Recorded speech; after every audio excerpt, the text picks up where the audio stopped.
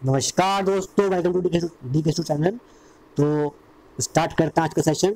हम पढ़ रहे हैं सिंपलीफिकेशन के बारे में और देखते हैं कुछ क्वेश्चन इंपॉर्टेंट जो एग्जाम में आ चुके हैं।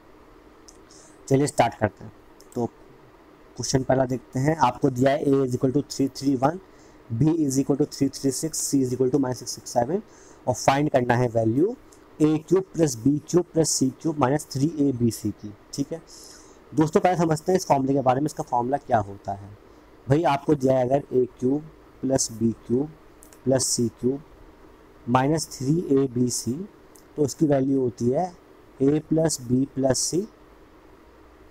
ठीक है, ब्रैकेट में a square plus b square plus c square minus a b minus b c minus c. ये फॉर्मूला आप कहीं नोट कर लीजिए, ये वैल्यू होती है। अब जरा सोचो, अगर ये a plus B plus C zero हो जाए तो क्या होगा। होगा क्या, ये a cube plus B cube plus C cube minus 3abc की वैल्यू ही ज़ीरो हो जाएगी। कब हो जाएगी, जब a plus B plus C is equal to zero. ये भी लिख लो, अगर a plus B, if a plus B plus C equal to zero है तो a then a cube plus B cube plus C cube minus 3abc वो zero हो जाएगा। तो दोस्तों यहाँ पर यही हुआ है। आप देखिए a प्लस बी प्लस सी करिए, कितना आएगा। करिए भाई, 331 प्लस 336 माइनस 667 कितना आएगा।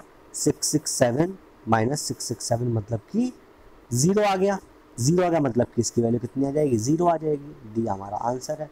सॉल्व भी नहीं करना, मुँह जवानी क्वेश्चन हो जाना है। तो a प्लस बी प्लस सी कितना है, ज़ीरो आ रहा है, मतलब कि इसकी वैल्यू भी ज़ीरो आ जानी है। चलिए आगे बढ़ते हैं। अगला आपको दिया है x plus Y equal to 5 और हमें निकालना है वैल्यू। यहाँ देखो x माइनस 2 का होल क्यूब और y माइनस 3 का होल क्यूब, इनकी वैल्यू निकालनी है। दोस्तों जो दे रखा है हमें, if x plus Y equal to 5, इसको लिख दो मैं x minus 2 plus Y minus 3 is equal to 0। कोई दिक्कत तो नहीं है, कोई दिक्कत नहीं सर। चलिए अच्छी बात है। तो ये इसको मान लो ये a है, इसको मान लो ये b है, तो ये हो गया a plus B is equal to 0। अब जरा इनका क्यूब करो, कितना आएगा, a cube plus B cube plus 3ab और a प्लस बी। ठीक है, ये तो आएगा इज इक्वल टू 0। बात समझ में आ रही है। इसका जो फॉर्मूला हम करेंगे एक्सपेंड a प्लस बी का होल क्यूब क्या होता है, a cube plus B cube plus 3ab और ब्रैकेट में a प्लस बी। दोस्तों a प्लस बी कितना था, a प्लस बी कितना था हमारा, वो 0 था ना। तो a प्लस बी 0 मतलब कि ये वाला टर्म 0 हो गया। a प्लस बी 0 मतलब कि 3ab multiply a plus B term 0 हो गया। तो a cube plus B cube कितना बचा हमारा, वो बचा 0 के बराबर। a क्या है, x माइनस 2 है ना, b क्या है, y माइनस 3 है, मतलब कि a cube plus B cube कितना आएगा, 0 आ जाएगा। डी हमारा आंसर हो जाएगा। भाई यहाँ पर x माइनस 2 को मैंने a माना हुआ है और y माइनस 3 को मैंने b माना हुआ है, तो a cube plus B cube कितना आएगा हमारा, 0 आ जाएगा। बात समझ में आई। चलिए आगे बढ़ते हैं। आपको दिया ये क्वेश्चन है 0.05 का होल स्क्वायर प्लस 0.41 का होल स्क्वायर प्लस 0.073 का होल स्क्वायर। यही टर्म दे रखे नीचे, बस डेसिमल का डिफरेंस है। देखो 5 ऊपर भी 5 नीचे भी है, 41 ऊपर भी 41 नीचे भी, 73 ऊपर है 73 नीचे भी है।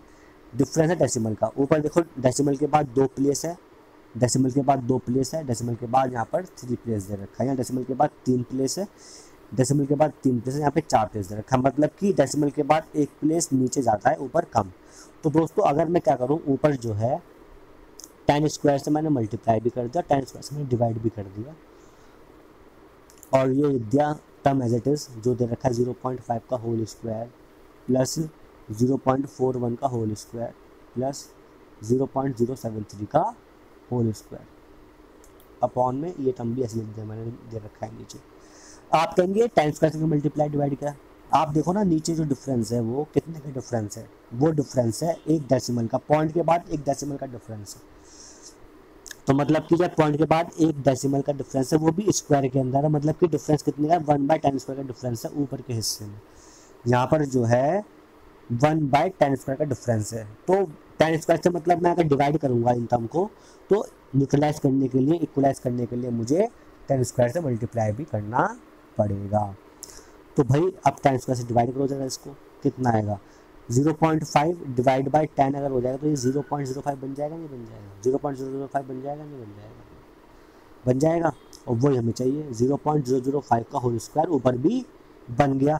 जब मैं 10 स्क्वायर से पूरे ही जो न्यूमरेटर है उसमें पूरे सबको डिवाइड करूँ 10 स्क्वायर से, तो क्या बनेगा ऊपर 0.005 का होल स्क्वायर प्लस 0.041 का होल स्क्वायर प्लस 0.073 का होल स्क्वायर। तो मतलब जो ऊपर है वो नीचे आ जाता है, लेकिन बचता क्या है, ये ऊपर का 10 स्क्वायर, मतलब कि 100 बच जाता है, बाकी सब कट जाता है। तो 100 is the answer, B is the answer. ये समझ में आया? एक बार और देखो भाई, मुझे अगर जो न्यूमरेटर है उसको अगर चेंज इक्वलाइज करना है जो हमारा डिनोमिनेटर है, तो क्या करना पड़ेगा मुझे 100 से डिवाइड करना पड़ेगा, मुझे 100 से जो है इस सबको जो ऊपर न्यूमरेटर है उसको डिवाइड करना पड़ेगा। तो क्या आ जाएगा भाई, ऊपर भी आ जाएगा 0.005 का होल स्क्वायर प्लस 0.041 का होल स्क्वायर और प्लस 0.0073 का होल स्क्वायर। ये कब आया, जब मैंने ऊपर वाली टर्म को 100 से डिवाइड किया। जब डिवाइड किया 100 से तो 100 से मुझे मल्टीप्लाई करना पड़ा ना। अब ये टर्म है और नीचे वाली टर्म है जो डिनोमिनेटर है वो भी तो वही चीज़ दे रखी है हमें, कट के 1 आ जाएगा नहीं आ जाएगा, 1 मल्टीप्लाई बाई 100 कितना आंसर आएगा भाई, हमारा आंसर 100 आ जाएगा, मतलब बी हमारा आंसर है। चलो आगे है, तो ये दे रखा है हमें 4.53 माइनस 3.07, बहुत बड़ा क्वेश्चन दे रखा है। कुछ नहीं है, अगर आपको दिक्कत दिखाई दे रही है तो जो 4.53 उसको ए लिख देते हैं आसान करने के लिए, ए, ठीक है ना। तो ए और जो 3.07 उसको बी लिख देते हैं, इसको ए मान लो, इसको बी मान लो, ठीक है ना।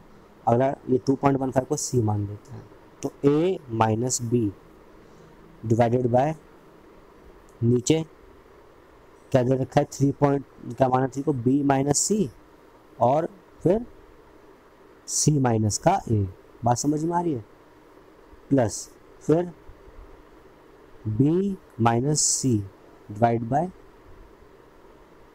बी माइनस ये क्या है सी माइनस का ए और ए माइनस बी, फिर क्या दे रखा है हमें सी माइनस ए डिवाइड में ए माइनस बी और बी माइनस सी।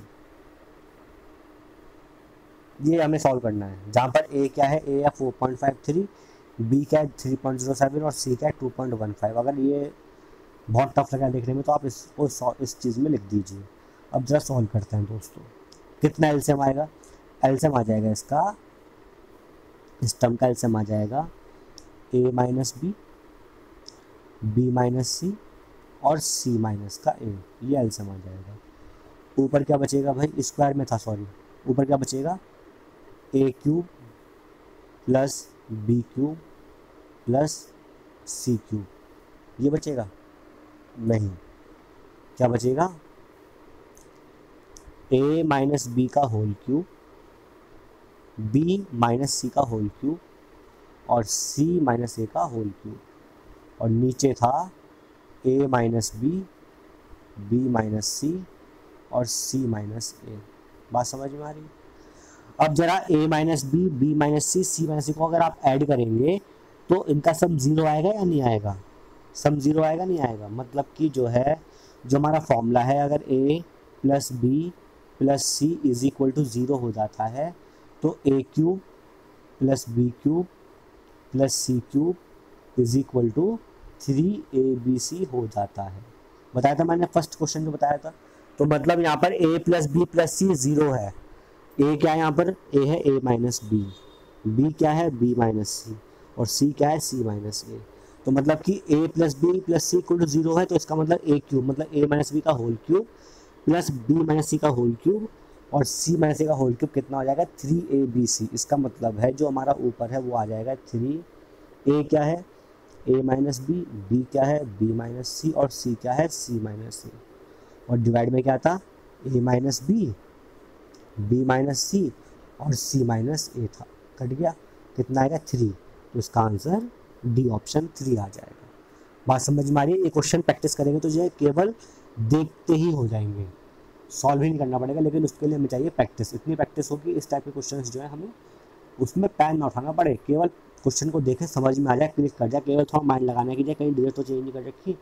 अगर वो चीज़ है जो पैटर्न होता है, पैटर्न के अकॉर्डिंग है, तो क्वेश्चन में हमें कुछ एफर्ट लगाना नहीं है, केवल आंसर मार्क करना है। ठीक है, 0 या 3 इनके आंसर यही होते हैं। चलो देखते हैं अगला क्वेश्चन। ये फॉर्मूला बन गया ए क्यूब प्लस बी क्यूब का। ऊपर देखो 7.5 का होल क्यूब प्लस 1 का होल क्यूब। तो क्या फॉर्मूला खोल देंगे, a cube plus B cube का, a plus b a square minus a b और प्लस बी स्क्वायर। बात समझ में आ रही है? सॉल्व करते हैं कि ए कितना आ जाएगा, ये 8.5 आ जाएगा, मल्टीप्लाई बाय 7.5 का होल स्क्वायर और माइनस का 6.5, माइनस 7.5 प्लस 1 कितना आएगा, माइनस 6.5, ये आ जाएगा। डिवाइड बाय जरा देखो कितना है डिवाइड में, 7.5 का होल स्क्वायर है और माइनस 6.5, ये डिवाइड में दे रखा है। क्या ये टर्म मैच नहीं कर रही? कर रही है ना, तो काट देंगे। कितना बचा आंसर भाई, 8.5 बचा, तो डी हमारा आंसर हो गया। 8.5 इज द आंसर। बात समझ में आ रही है? तो दोस्तों उम्मीद करता हूँ कि आपको समझ में आएंगे क्वेश्चन, जो क्वेश्चन कराया मैंने। ये क्वेश्चन एग्जाम में आ चुके हैं पहले, दोबारा भी रिपीट हो सकता है, या इस टाइप क्वेश्चन दोबारा एग्जाम में आ सकते हैं। एसएससी के जो एग्ज़ाम आने वाला है BCHSL, उसके लिए भी इंपॉर्टेंट है, CGL के लिए भी ये इंपॉर्टेंट क्वेश्चन हैं। आप क्वेश्चन को लगाइए, लिखिए और लगाइए, बार बार प्रैक्टिस करिए। क्या तरीका बता रहा हूँ मैं, उसको भी नोट करते जाइए, जिससे कि आपको दिक्कत ना हो एग्जाम टाइम में। अच्छी लगे वीडियो प्लीज़ लाइक करिए, share this video and subscribe my channel. Thank you, have a nice day.